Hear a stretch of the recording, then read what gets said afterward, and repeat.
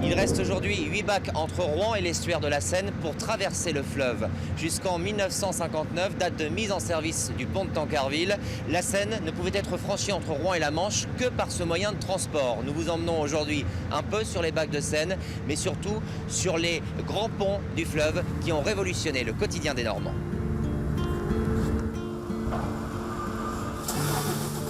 Et dire qu'il y a une dizaine d'années, ils ont été remis en question. Les bacs sont pourtant intimement liés depuis des décennies à l'histoire de la Seine.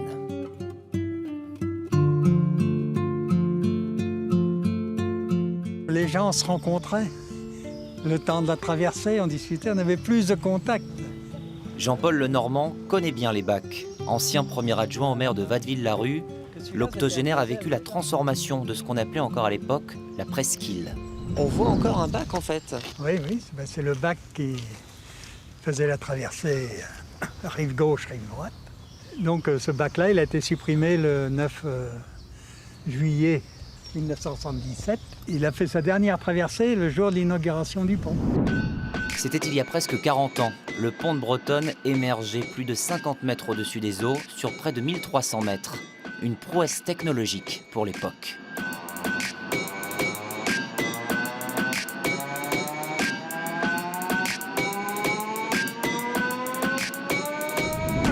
Ça fait combien de temps que vous n'êtes pas revenu à pied là sur le pont de Bretonne? Depuis la construction. J'avais monté, le goudron n'était pas encore remis. Le chantier était interdit, mais tous les habitants montaient. Alors.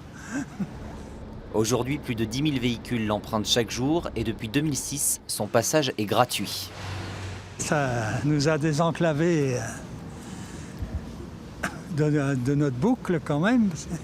On était le soir, c'était après 10 h, on n'avait plus de bac. Le matin, ça commençait qu'à 6 h.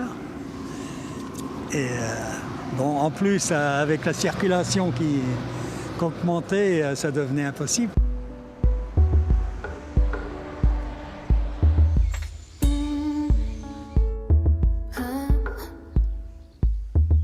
D'un pont à l'autre, nous laissons Jean-Paul pour retrouver Laurent Mouette à l'embouchure de l'estuaire de la Seine, au pont de Normandie.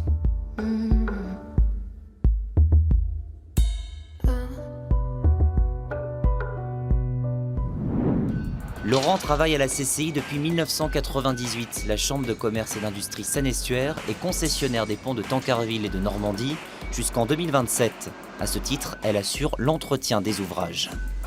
C'est vraiment une sacrée armature, Laurent, ce pont. C'est une grosse structure, oui. Ici, on arrive dans la structure, la tête, ce qui s'appelle la tête mixte. Donc c'est un gros caisson rectangulaire métallique qui sont assemblés les uns au-dessus des autres, où on a les ancrages des haubans qui sont fixés. C'est des tonnes et des tonnes de matériaux? C'est des tonnes d'acier et de béton, oui. La structure est vérifiée une fois par an, ce qui n'empêche pas les interventions ponctuelles sur certains matériels. Alors ça y est, on arrive. Voilà, arrivé en haut. Quelle vue! Une vue magnifique.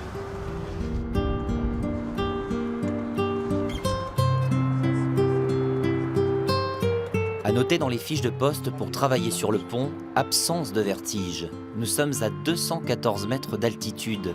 Quand il est inauguré en 1995, le pont de Normandie est alors le plus long et le plus haut pont à haubans au monde.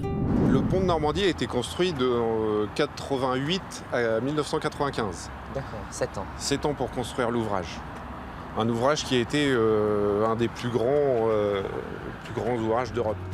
Il aura fallu 10 millions d'heures de travail pour rendre possible ce qui jusqu'alors semblait inenvisageable, le franchissement de l'estuaire de la Seine. Aujourd'hui, 20 000 véhicules transitent en moyenne entre les deux rives, entre Le Havre et Honfleur, réalisant bien avant l'heure la réunification normande. Si vous souhaitez découvrir par vous-même les coulisses du pont de Normandie, sachez que l'Office de tourisme du Havre organise exceptionnellement l'été des visites pour découvrir les entrailles de cet ouvrage.